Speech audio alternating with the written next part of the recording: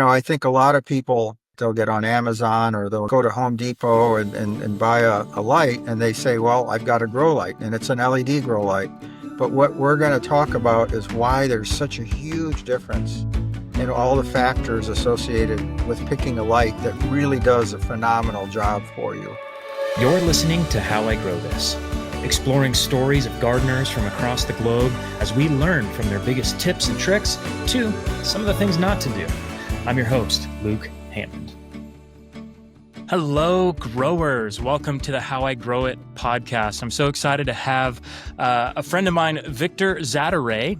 Victor is a lighting expert. So if you've ever struggled growing indoors, or maybe your seedlings have taken off and they've come a little spindly, we're going to be diving into all sorts of things regarding lighting today. And with that, Victor, can you go ahead and share a little bit of your bio as we jump into this?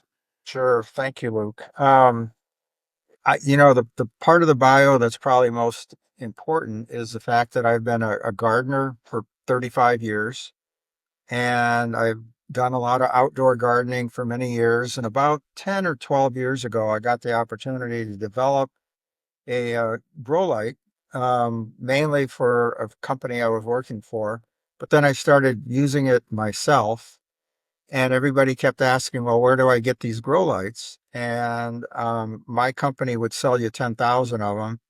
So Polly and I basically started Happy Leaf about 10 years ago to sell grow lights to consumers, to people that want to grow food at home or do whatever they want to grow. And we're now making our 10th generation of light, so roughly one every year, constantly making it, grow better, grow faster, more efficient. So that's been my sort of journey, and I've been literally developing all sorts of new ways of growing food indoors, and that's been my passion. So I still grow a lot outdoors in the summers, but I also grow indoors all winter long or even all summer long. So depending on what I'm growing. So anyways, that's sort of my history on at least the growing world. And it's exciting to be here to talk a little bit about lighting. Yeah, so 35 years as a gardener, and then somewhere, I guess, in your day job, your life job, you started engineering or designing lights. Right. Tell, So tell, tell me a little bit about that. so I work for a company called Molex, and we developed a family of solid state lights. They were actually little magnetic pucks that you could sort of put light everywhere. And we had a customer come to us and say, can you do a grow light? And obviously at that time, it was primarily for the cannabis industry. And so we did that. And this is sort of back when everybody said, well, you need red and blue light only. And it sort of had that purple look, which now is completely gone. Everything now, it looks like a beautiful white light, but yet you're still getting phenomenal growth. So, over the years, we've learned a lot. We work with professors at Purdue to really get the latest state of the art knowledge on what is the best way of making a grow light. And we have multiple universities now using our lights in their research, mainly because they realize we've optimized the lights to be able to really grow quickly, efficiently, and as big a plant as you can possibly get. So that's sort of my story on the lighting end. So you jumped into just starting on the engineering and kind of this curiosity and this fascination. Then you started building out, and now you run a company that's called Happy Leaf, and it's all about creating the right kind of light for a plant. I know you have a presentation that we're going to kind of go through, and I want to help walk people through exactly what light requirements there are for a plant. And I can think of no better person than you to kind of explain some of that. So I'm going to open up your slides here for you and your presentation, so you have something to go off of, and we'll take it away. So Yeah. So, I think what we're going to do is hopefully walk through these slides and try to give you some updates on what's really important. I think a lot of people that will go out and buy a grow light, they'll get on Amazon or go to Home Depot and buy a light, and they say, well, I've got a grow light and it's an LED grow light. But what we're going to talk about is why there's such a huge difference in all the factors associated with picking a light that really does a phenomenal job for you. And that's what my learning has been really about over the last 10 years. And because I'm a grower myself, I actually can test the light. I can grow it. I can compare it to others.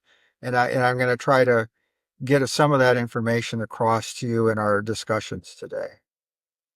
So, Very cool. Well, I'm going to save a lot of my questions till the end, but for those who are just listening, maybe auditory, you might want to jump back into the video just to kind of see some of these slides as we're talking through. If there's any pictures that are particularly important, I'm going to go ahead and highlight and kind of tell you and describe what you're looking at. If you if you're watching on YouTube or some other avenue and you have the slides, I do forgive that. But we're going to go ahead and dig into these slides and let Victor just kind of share sure. about his lighting journey. So, most of you are, I know all of you, if you're a gardener and if you're listening today, know what is important to actually grow a plant. I mean, obviously, you need to have nutrients or fertilizer, as we call it. You've got to have the right temperature and humidity. You need water, and then you need some level of airflow, usually to keep it healthy, and sunlight. And we've taken sunlight for granted. We just assume if you're outside, you got the sun, it's going to give you what you need. And the sun gives you a lot more than you need, actually. And I think what a lot of the grow light development has done is help us narrow down what portion of the sunlight spectrum you actually need to make the plant grow well. So we can reduce the amount of energy we're using, but still get the plants to grow really, really well. So that's a big part of what we'll talk about in the next batch of slides here. So anytime anybody talks about grow lights, the first thing that comes to people's minds is you're growing cannabis. And that's true that a lot of the grow lights started out as ways of growing cannabis. And the cannabis world has, in fact, helped the industry progress, and that, over the years, they've realized that they needed to become more and more efficient. And they couldn't just use these very inefficient high pressure sodium lamps that were used in the past. So that's why LEDs sort of took off initially. But the truth is, all of us realize or pretty much can accept the fact that food isn't going away anytime soon. And the truth is, food and growing things that you can eat is going to be around for a long, long time. So this is, Luke moved the slide here, and these are the things that we eat every day. I mean, maybe not aloe, but most of us have heard of microgreens, and I in fact had microgreens for lunch today. And I grow a lot of tomatoes indoors all winter long. I picked some yesterday. Basil, herbs, lettuces, things like beets, carrots, radishes. I actually have eggplant growing indoors right now as well. So cucumbers are another thing that I've recently started growing. So you can really grow almost anything that you want. You're not going to grow watermelon. You're not going to grow cantaloupe. Those really big plants, you're probably not going to grow indoors. But the truth is, most things that you would enjoy eating can be grown indoors. And that's what the story is that I'd like to sort of get across over the next hour or so. So, Very cool. You mentioned something earlier, a high pressure sodium light bulb. What is that? so the older technology for lighting and high pressure sodium were actually developed for street lighting. Most of us are familiar with incandescent bulbs, and those were, developed by Thomas Edison to light your house. And then fluorescents became common 30, 40 years ago, and they are more efficient than incandescent. But then things like high pressure sodium and metal halide are another form of basically pressurized gas that was used to give off light, but still very inefficient. They get very hot, they give off a lot of heat, and they're not very efficient in actually producing light. Just as an interesting fact, Only 4 to 5% of the energy that goes into a light bulb, a regular incandescent bulb, is actually light. The rest of it is heat. So if any of you have ever touched a light bulb by accident, you know how hot it is. Well, that's because 95% of the energy going into it is heat. And with fluorescence, it's about 80% is heat and about 20%. So it's better, but LEDs are much, much better. And that's a very important factor. So that's the big switch that everyone's seen in their home light bulbs where it's gone from 60 watt to all of a sudden we're using 4 watts, Right. but it's still a 60-watt bulb because Yes, that energy is not being translated into a heat source. correct. It's converting the energy into light much more efficiently than an incandescent bulb ever did. So Very, very cool. Um, so anyways, this is actually a picture in the space station. So they are growing their plants in the space station now. And in fact, the tomato plant variety that we actually grow the most of, it's called Little Red Robin from, basically and then there's another one called Tiny Tim. Those are the same ones that they're growing in the space station. So we found by accident almost that those are the ones that grow the best. And then when we were talking to a professor at Purdue, they said, oh, we worked on those, and that's the ones that they're using in the space station. So there are certain varieties that you really would want to use for the same reason they use those in the space station.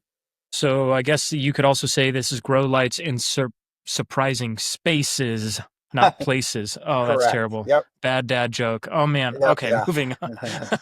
Moving on. Yep. So this slide really just shows when you log on to Amazon, for instance, you're going to find dozens and dozens of all sorts of so-called grow lights. And I would say probably 99% of these are imported from China.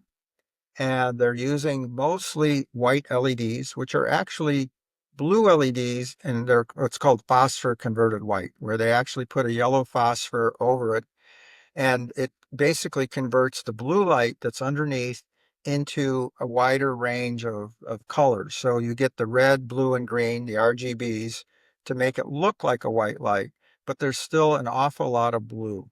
And blue light makes the plants short and stubby. It does help them absorb nutrients, but we'll talk a little bit about what that ratio of red to blue to green needs to be to get phenomenal plant growth.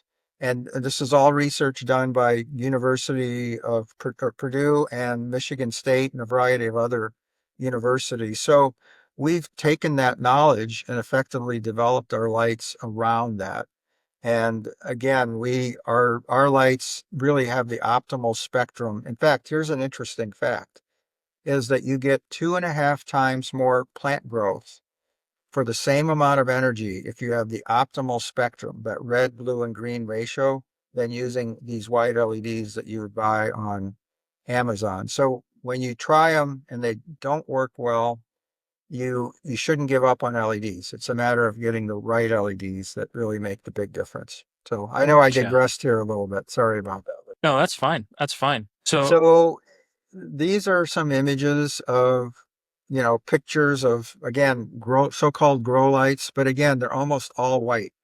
If you look at the image on the lower right, you can see all of those LEDs look like they're yellow, which is actually a white LED. There's a tiny bit of little red in there, but that red is probably more like 5 or 10%, whereas you really want the red to be 60 to 70% and then about 10% blue and 20% green. And if you get that just right, not only do your plants look phenomenal, but they'll absolutely grow incredibly well.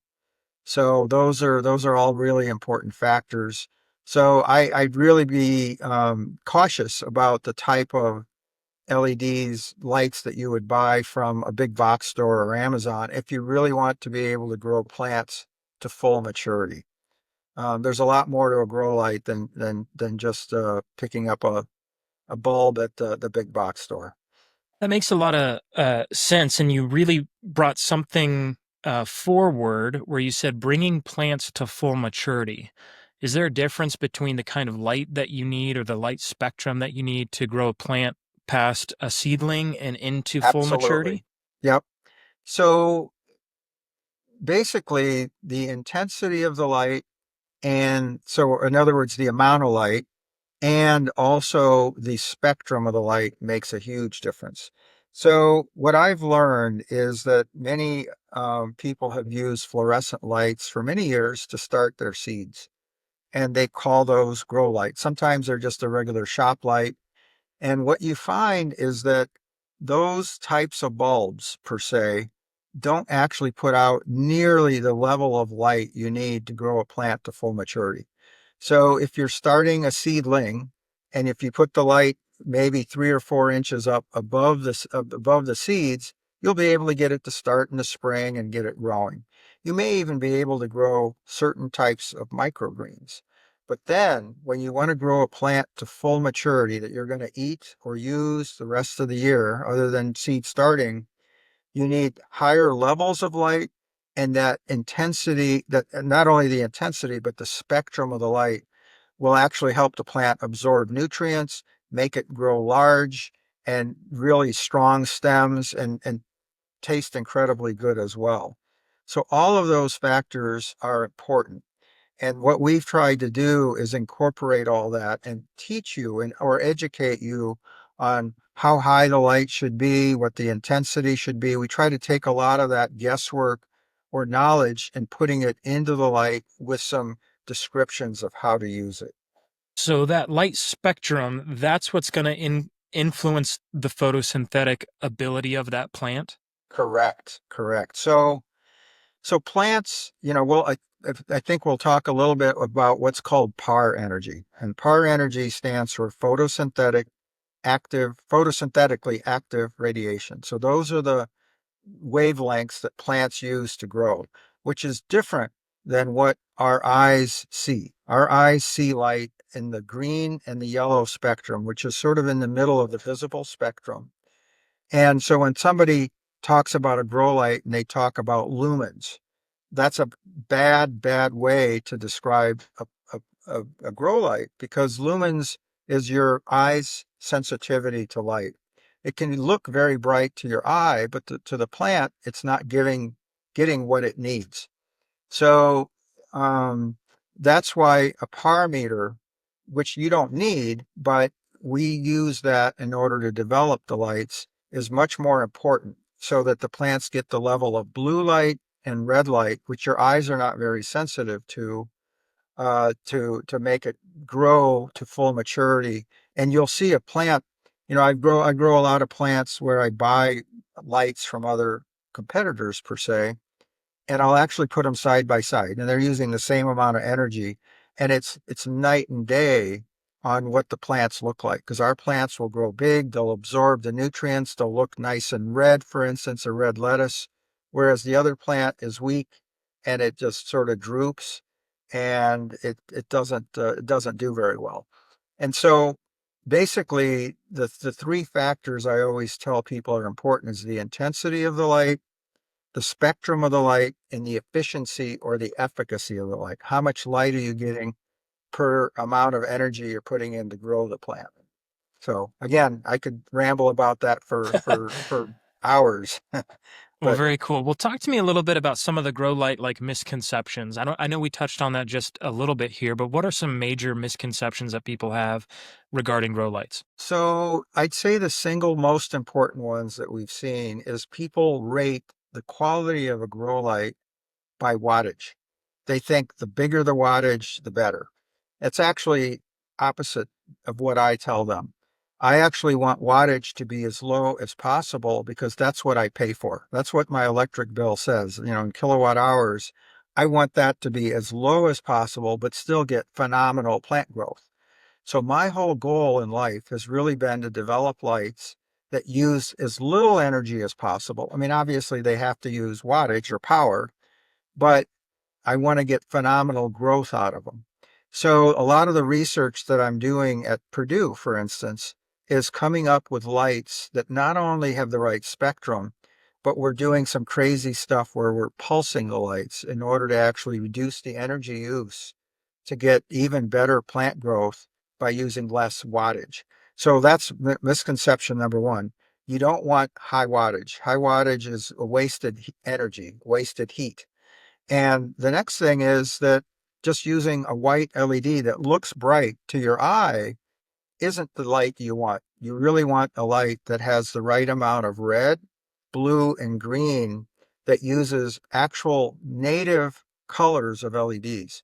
Whereas the white lights are actually just using, again, I mentioned this earlier, a blue LED with a phosphor on it, and those are not very efficient at creating the light that plants need to grow. So those are some of the key misconceptions that I've heard.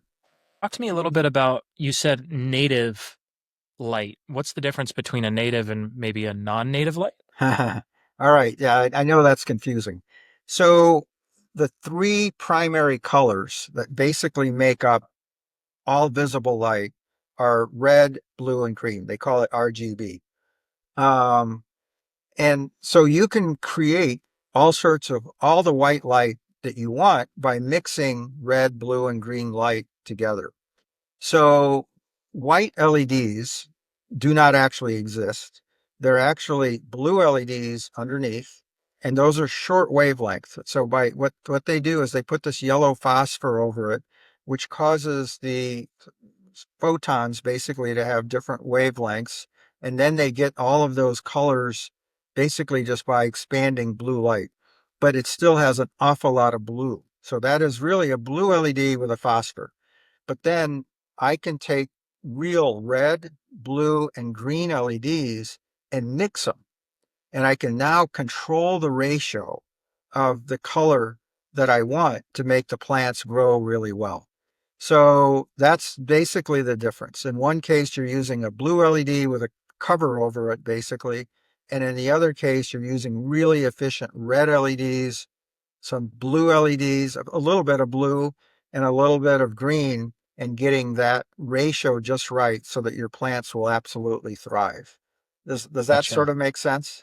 Yeah, yeah. I wanted to make sure that everyone's kind of understanding it and kind of on the same page because um, everyone's like, well, native, does that mean like natural? Because it's still an unnatural light compared to a natural light source. Yeah. So what makes LEDs so unique is that they actually give off light at a very specific wavelength. And that's what allows you to make grow lights really efficient because I can take 70% of our light is red, and I can just determine how many red LEDs I need to do that. So they're very specific wavelengths. And then the same is true with blue and the same is true with green. And now I can tune it to do it to make it really efficient. And this is really where that research at the universities has determined what that ratio is. And then I can work on designing the lights to actually achieve those types of ratios to make the plants grow really well. I know we're going to move on in just a minute, but I have one more question that's digging in here. We talked about sodium bulbs a little bit. We talked about incandescent bulbs a little bit, and we use LED all the time in all of our conversation, and people probably recognize an LED flashlight or Uh-huh. what an LED is. But what does LED actually stand for, and what is the difference between an LED and an incandescent? So LED stands for light emitting diode. And a professor, well, not a professor, a researcher, his name was Nick Hulignac, back in the 60s, developed the first red light emitting diode. And that was when he was doing research, I believe it was at General Electric or AT&T actually. It was Bell Labs, I think he was doing the research. So he was really credited for developing the red LED. And then about 25, 30 years ago, a Japanese researcher developed the blue LED, which is the magic that allowed us to make all of these white lights. So with an LED, you're putting energy into this diode and it's just giving off light. Whereas in a high pressure sodium or an incandescent bulb, you have a gas inside that they vary the gas. And then when you energize that gas at a high voltage, it gives off some level of light. But again, 95% is heat. And that's one of the key things. That's one of the key reasons is LEDs are just so much more efficient at providing the light that you want, plus the ability to get exactly the colors that you want. that combination is really what has changed the ability to make grow lights make be practical for growing your own food at home. So here's a weird question. Is all light uh, an energy? Every It time you is look at or see light, light is always an energy. So that's like the correct. positive force. So that whether that be fire, whether that be a light bulb, there's electricity pulsing through it, Yep, whether that be you taking a hammer on uh, concrete and creating a spark of some yep, sort, there's energy being emitted through that light. And yep, so essentially from Thomas Edison, now we've figured out how to harness and focus this energy and then peer into the different wavelengths of that energy in order to create a non-natural environment for a plant to be able to photosynthesize, which is totally like mind-blowing to me mhm, in my natural like curiosity. We yep, take it totally for granted today, where it's like, wait, you walk in a room and your first inclination is to just reach over to the left-hand side of the door and yep, flip the switch, and aha, we have a light. yep. Um, Whereas before it's a lot different where you have to burn a fuel in order to create some level of light. No, you're So, right. I mean, energy is really what it runs the world. I mean, it's in fact the energy that a light puts out is a very, very small portion of the entire energy spectrum. In fact, here's another interesting statistic is that only 45% of the light from the sun is visible. So that's 45% is really what creates photosynthesis. mm, 45% is what's called infrared, which is heat. And the other 10% is ultraviolet. It's the stuff that actually you get sunburns from, and you got to be careful. And that's why you have sunscreens and all that. So we're only dealing with 45% of that energy. And that's really the magic portion that allows our plants to grow. So, but yeah, you're right. It's all energy and it can be defined by wavelength. What is the wavelength of the light? And that defines the color of the light. man, that's so good. Well, I know that some of the common misconceptions, which we're still kind of in on these slides, you mentioned it earlier, like on your seedlings, where you bring these usually 4 foot bars on a 4 foot shelf. You see this in every image associated with microgreen production Yeah, or indoor growing, where you drop them 3 inches above your seedlings and it's got to go all the way to the edge to get enough light.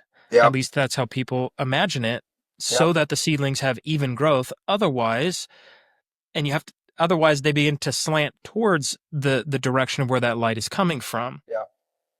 Talk to me a little bit about this image. You see one that's a 33 inches wide and then one that's 48 So, inches wide. What's so going on here? this is actually a light that we purchased to test against, and both of these lights use about 45 watts of energy, so they're the same. But I've actually, grown the same plants under each, and I guess I'm not sure we actually have those images here in this presentation, but it was night and day. So using the same amount of energy, the one on top uses white LEDs, but you also have to put the light about, like you said, Luke, 3 to 4 inches above it to get par values that are sufficient to really grow a plant to full maturity. Now, if you're growing microgreens, you may be able to be up 6 or 8 inches. But what's unique about a really good quality LED grow light like Happy Leaf makes is that we can raise it way up. We can raise it up a foot. And that light now spreads over a much larger area and still provides significantly more light for your plant growth. So that our 33-inch light actually produces plenty of light all the way out to the outer edges to grow as much as a 48-inch light. But the plants will be bigger, they'll grow faster, they'll look better, they'll absorb nutrients better, and it uses the same amount of energy. So we've typically found that we get 4 to 5 times more usable light out of than a fluorescent would, and probably 2 to 3 times more than an LED, a white LED light, and you still wouldn't get as good a growth out of that comparison. So being able Interesting. to raise it and get a much bigger area is very important.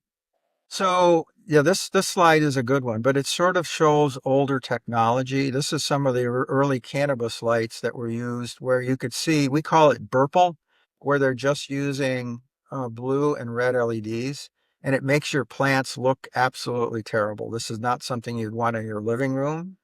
Whereas, the newer generation lights that we're working with, you could literally put in your living room and they grow incredibly well, and you can avoid lighting the rest of your living room up by just Yeah. using them. Yeah, here's Yeah. another example. Um, so the old lights also used to have fans and ways of cooling them, no longer needed, because of the very efficient lights that exist. You can eliminate all of that weight and cost and fans blowing in your living room all the time. And you'll notice that light actually had mostly white LEDs, very few red. So this slide right here is one that we talked about just a bit ago, Luke, where you're talking about how there's a misconception where lumens is the way that people say, you want more lumens. Well, that's the brightness to your eye. And I don't like talking about lumens on a grow light. And then the other thing is people say, I want a lot of watts. Well, no, I want few watts, but I want it to grow really well. And then actually a third one, which we didn't bring up, is Kelvin color temperature. It's actually not important. In fact, most people, would, a lot of people in the grow light world would say, oh, you want high color temperature, 5,000, 6,000, sort of that cool look. And that's absolutely wrong. And I know it's probably going to be a hard battle for me to fight, but I've talked to all the professors I work with, and they say, no, you actually want as much red light, which makes it warmer and look, less color temperature. Color temperature may be more like 3,000 Kelvin as opposed to 5 or 6. So again, that's a third misconception is you don't want high color temperature, and you shouldn't really even care what the color temperature really is in general. It shouldn't show up in your discussion. We do say ours is 3,000 Kelvin, so it looks like a beautiful, warm, incandescent bulb. But in general, that's not in itself what's important to help you make the plant grow really well. So here's a really important slide. This is the one that shows you how high to hang a good quality LED light and how big an area you can cover with it. So as you can see, there's really three different stages. There's what I call seed starting, which is what most of us do in the spring, and microgreens. I sort of clump those together. And then you've got lettuce, leafy greens, herbs, and vegetative plants. And then you've got flowering plants or fruiting plants. So those are another, like a tomato would be a flowering or fruiting plant, and so would a cucumber. And as you can see here, what you're doing is the coverage area changes a little bit. By raising the light up, you can get a bigger area of coverage and grow more plants under it because the level of light you need for each of those varies a little bit. So with microgreens and seed starting, you can raise it up pretty high.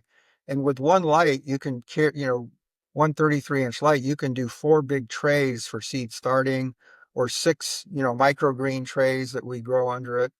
But as the plants need more light, like lettuce and leafy greens, you lower it a little bit. So instead of 14 to 18 inches, you're 8 to 12 inches. So your coverage area gets a little bit smaller. And then if you're going to a flowering plant or a fruiting plant, it becomes even a little smaller and you're a little closer.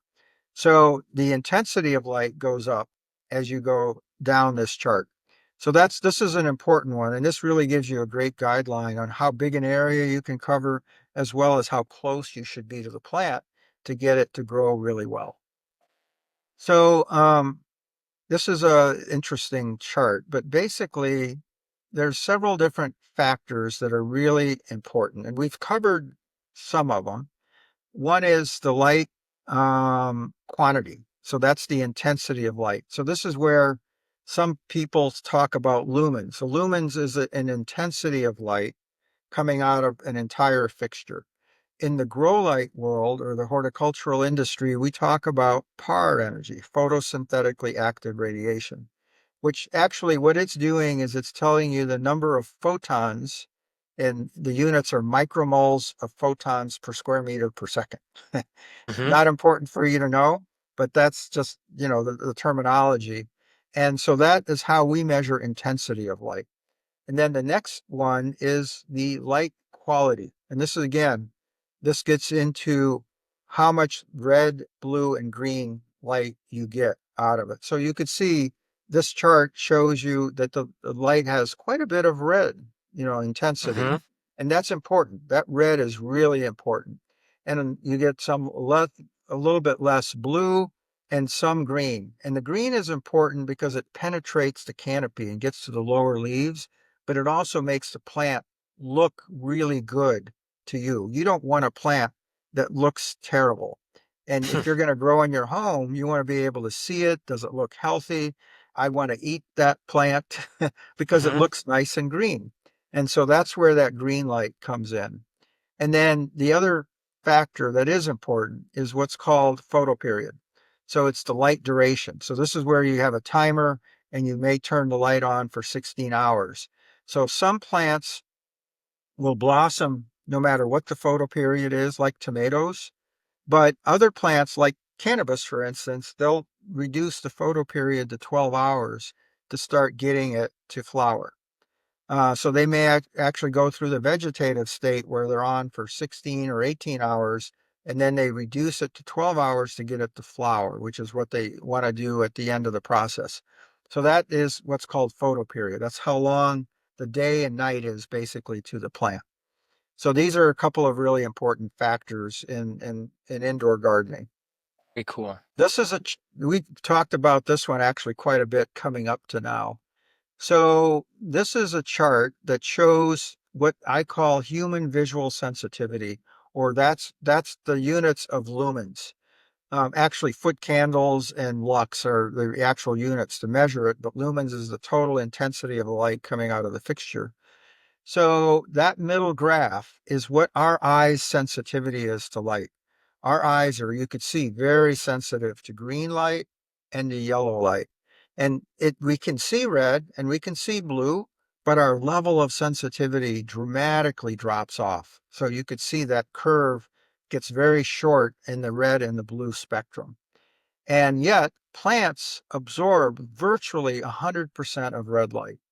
And that is the reason that red light is so important to plants. They make the plant big and lots of mass. And the blue light, it's a little less, the plant's a little less sensitive to blue. You can see it absorbs about 75% of it. But the blue light is necessary to pick up the nutrients and to make the stems nice and strong and hardy. And then the green light does you can see obviously the plant absorbs the green and yellow light, but it also is very important for us to be able to see the plant correctly. So when you shine the correct kind of light onto peppers, for instance, on the right, you could see they look really good, but they also grew really well. So this is a really important chart, I think, that to Hmm. understand why colors are so important to getting really robust plant growth. Now, if this is human visual sensitivity, now with animal light sensitivity, are they viewing a different spectrum of the color spectrum if they're like a nocturnal animal? They are. They are. In fact, I've read several studies where dogs are, maybe, I don't know if the right word is colorblind, but they see in a different spectrum. So And I think that's probably hard for researchers to know exactly, but somehow they figured out that animals, some animals, for instance, can see at nights very well. So they're picking up energy through their eyes using anything to the right would be called infrared. So it's in beyond the red, and that is heat. So some plants, some animals can see at nights very well. But you're right. Humans see what's in the middle here, but every animal is going to be a little bit different. right, so like the infrared technology for night vision, that's what you're seeing is you're looking into that that light spectrum of what's being Correct. cast even, beyond our vision, if you That's will. that's picking up the heat for instance. The So heat as the based body, on the our bodies wavelength. are, yeah, that's basically every temperature has a chorus wavelength of light associated with it. So infrared will actually pick up heat, basically, and that's really what infrared is. Fascinating. Well, moving on here, let's talk about PAR. So basically, this is probably if I were to talk about the importance of different graphs and charts, this may be the almost most important one. So this was done by Professor Eric Runkle at Michigan State.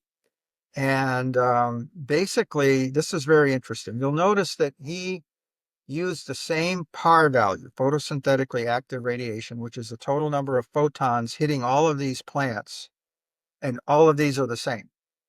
And the top one is just using red and blue light, and they're just varying the ratio of red and blue. So just using red light, the upper left one is a nice big head of lettuce. And as you start adding blue, it's actually picking up, you could see the red coming through. That means that it's picking up the nutrients, starting to pick up the nutrients better. And if you add a little bit more blue, you could see the plants are getting smaller, but it's basically becoming a little more red. So the furthest one to the right is the same intensity, but it's using a high pressure sodium light. So it's big, but you see it didn't pick up the nutrients very well.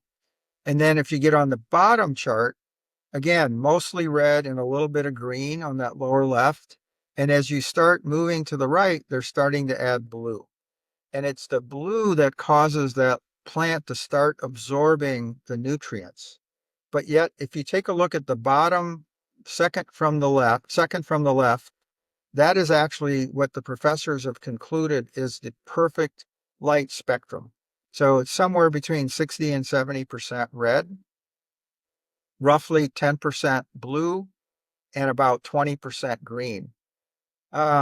Maybe 20 to 25% green. So if you get that ratio right, not only do the plants look incredibly good, but they're producing a large, in this case, lettuce, and it's absorbing necessary nutrients to make it So is it healthy. this one? No, Which second one? from the This one. left. So that This one one. right there. You Gotcha. can see it's a bigger plant, Hmm. but it's got nutrient uptake is good. And as you move further to the right, they added blue, which is really if you grew under a um, basically an LED that was just white LEDs, you may actually get that one on that lower corner. But you can see that that plant is 2.5 times smaller than the one on the left that uses the optimal spectrum. And it used a lot more energy to get there. Gotcha. So, So which of these colors is the least amount of energy in terms of your pocketbook?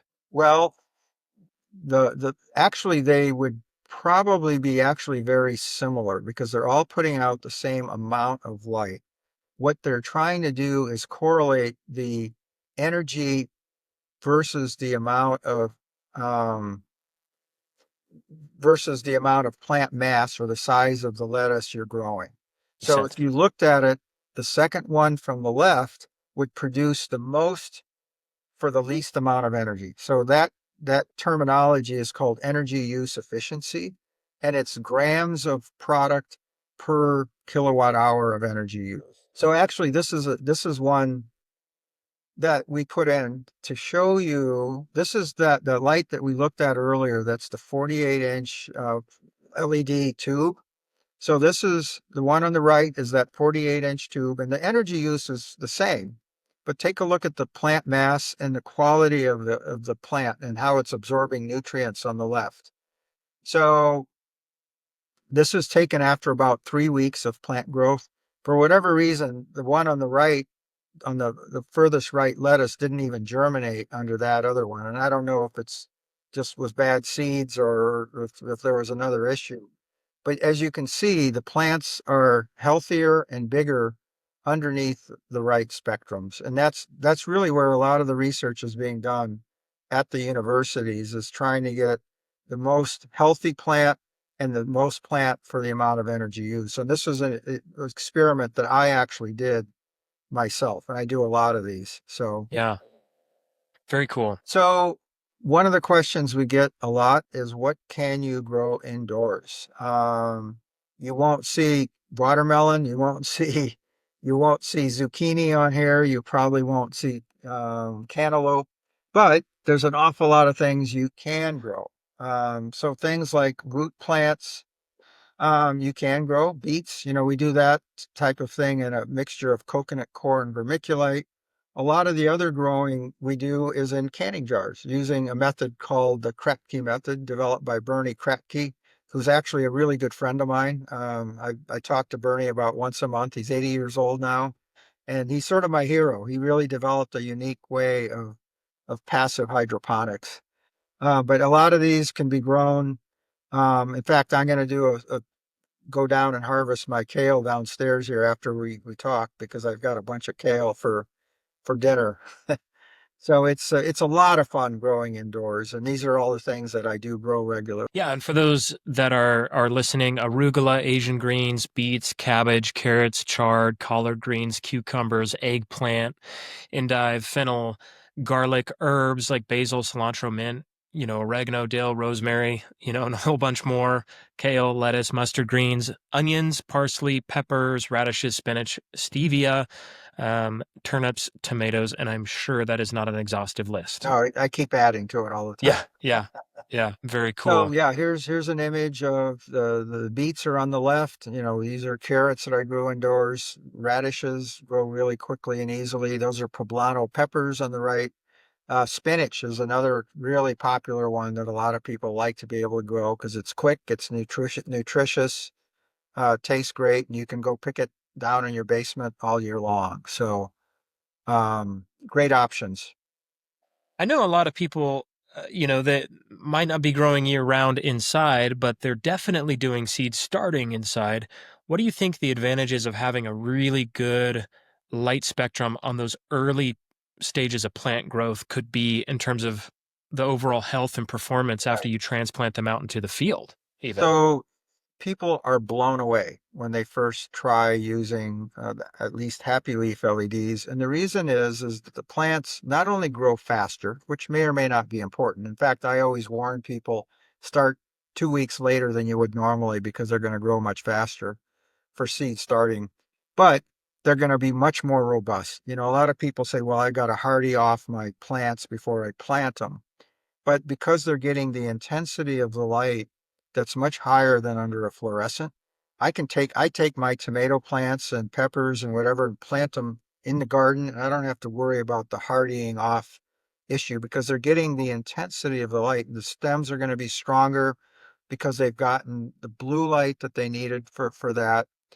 So it's night and day. You know, if you have the right kind of LED grow light to make it grow quickly and to make the plants robust and strong, the stems strong before you transplant them in the spring. So it's hard for me to describe, but it does make a huge difference. So power energy. You know, most of us have heard of foot candles, lumens.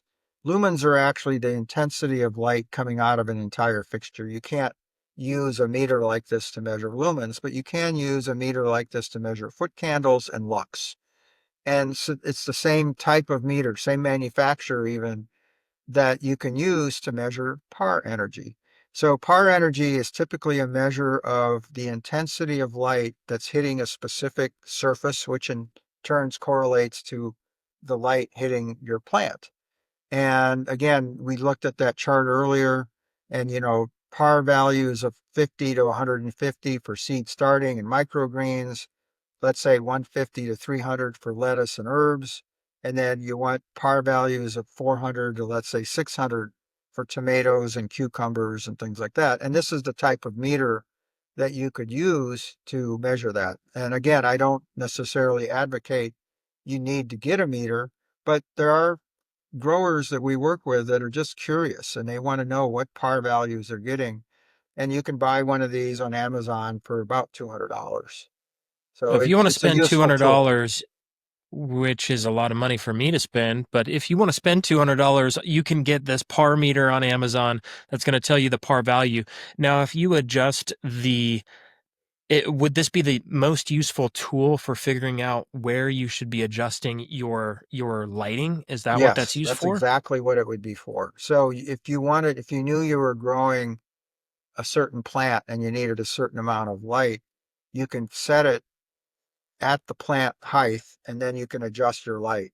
But that's what we try to do, is to give you, some knowledge of where our lights, at least the happy leaf lights, should be in order to get the necessary light intensity. And on most lights that you purchase, they are going to give you a par value of what the output is. Do you match that with how do you match that or do that So calculation? typically what they'll do is they'll give you a par value at a specific height and distance away from the light. And that's Okay. where it gets tricky because unless you're using that exact height or that distance, you really don't know. And that's why having a meter like this allows you to get a little more detailed information on how to set the light to do these various types of, grow these various types of plants. Wow, that's super fascinating. Yeah, Super it's fascinating. it seems complicated. It isn't after you've sort of tried it once, but if you really wanted to get into it, having a meter like that is a good thing. But again, I don't necessarily advocate for that. Gotcha. So this was a prelude, I guess, to what we just talked about here. So, I think I mentioned that microgreens and seed starting are relatively low light levels. So, I one of the demos that I do when we talk to customers and people interested in lighting is I bring a fluorescent light from Burpee, for instance, and I have them come up and I give them a par meter, and then I say, "Tell me when you get 100 micromoles," which is sort of the minimum that you'd want to really proceed starting. And they look at it and they say, "Uh-oh, I've got to be 3 inches away." And that's the problem. That's the reason that if you try to grow a plant to any level of maturity, then they become leggy, is because you just don't have the intensity of light to be able to grow it. So as you can see here, as you get, again, vegetative plants need 200 to 400, fruiting plants 300 to 600. So that tomato that you see on the right actually had to be grown under something that's probably 6, 7 inches up, and it was getting 4, 5, 600 micromoles, and you can grow a nice big tomato, when you get that level of light. So this is a really important graph as well. Gotcha. Gotcha. So par energy. So this is actually what I call a par map. Sometimes you can actually put it on and sort of create a map out of it. But if you look at these two charts, what it's doing is it's telling you what the par energy is at different locations above the plant. So these are both 12 inches up.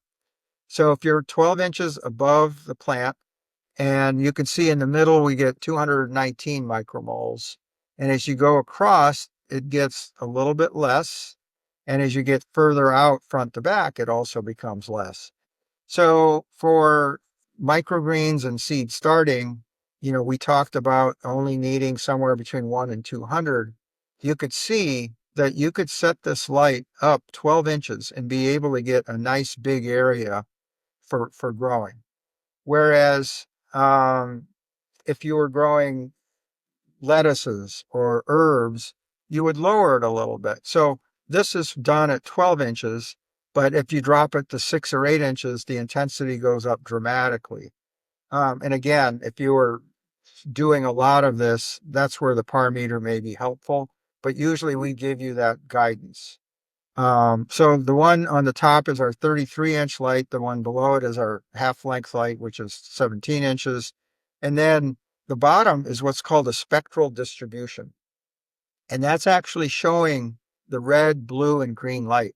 So Hmm. the perfect spectrum that we saw earlier from the graph from Professor Runkle this is really what it would look like. You could see there's a reasonably large amount of red, there's about 8 to 10% blue, and about 20% green, which is in that area between the two.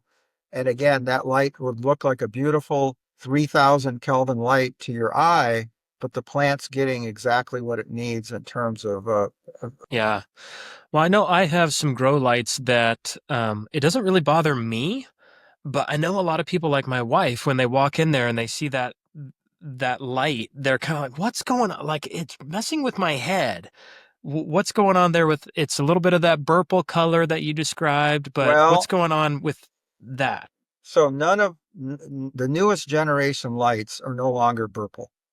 Um, Even 5, 6 years ago, our lights were purple, and it blows people's minds. People look at it and say, "Gosh, that just looks terrible."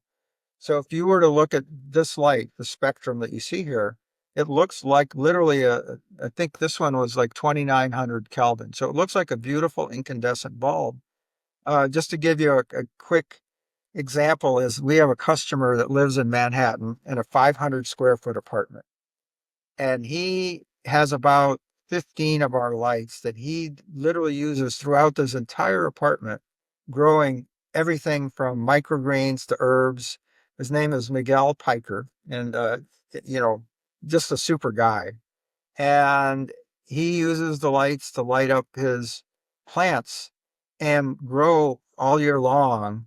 And it's interesting that I've actually had some customers say that they actually feel better with those lights on because the red, I don't know if any of you have heard of the fact that red light is actually used for mood enhancement, and for people are using it to cure. I mean, I don't want to say anything medical here, but it's Right, right. actually the same wavelengths that plants love is actually helping humans for mood and even for joint Balancing pain. hormones or Yeah. whatever they have. Yeah, light So therapy stuff. Very yeah, interesting. I'm always reluctant to say anything related to medical things, but it turns out to be the same wavelengths.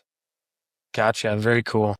A lot of the information that you really need to pick a good light is not available by from a lot of grow light companies. And what we try to do is provide you a detailed map of how much energy the lights are putting out at different heights. If you called us up and said, well, I want to be up 8 inches, we would have a map that would tell you what is going to be the intensity that Hmm, you need in order to do that.